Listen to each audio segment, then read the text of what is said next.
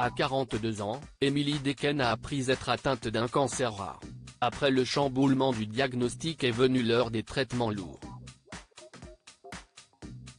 Une épreuve qui a transformé physiquement et psychologiquement l'actrice belge mais qu'elle a pu surmonter entourée des siens, comme son mari Michel Ferracci.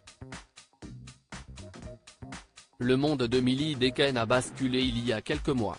En août dernier, elle a dû être opérée d'urgence puis, en octobre, elle a annoncé publiquement être atteinte d'un corticosurénalome, un cancer très rare situé au niveau du rein. Après la déflagration de l'annonce est venue l'heure du combat. Aujourd'hui, l'actrice belge de 42 ans affiche sa bonne forme et a fait des apparitions sublimes sur le tapis rouge du Festival de Cannes.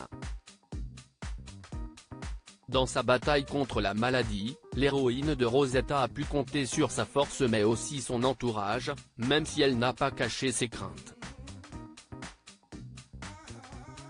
Elle en parle avec une sincérité émouvante dans Paris Match. Atteinte d'un cancer rare à un stade avancé contre lequel elle a fait des chimiothérapies, Emily Dequesne a vu son corps changer, perdre en mobilité et prendre du poids. Mais elle est toujours très entourée lors de cette épreuve, ses proches lui apportant une force vitale. Je ne sais pas comment font les gens seuls.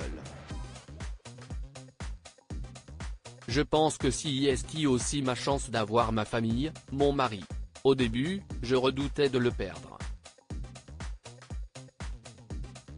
Et je lui demandais tout le temps, tu es sûr, ça va?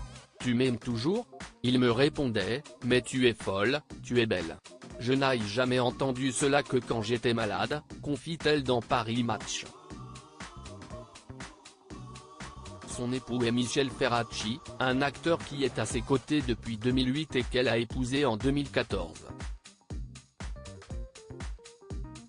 Outre son mari, Emily Dequesne était choyée par sa fille de bientôt 22 ans, Mila, dont le père est celui qui a été son compagnon de 1999 à 2005, le DJ Alexandre Savard. Ma fille a dû renoncer à une année d'université.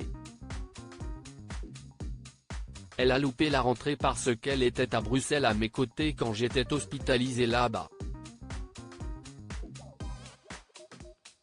Et puis il y a mes parents, mes sœurs.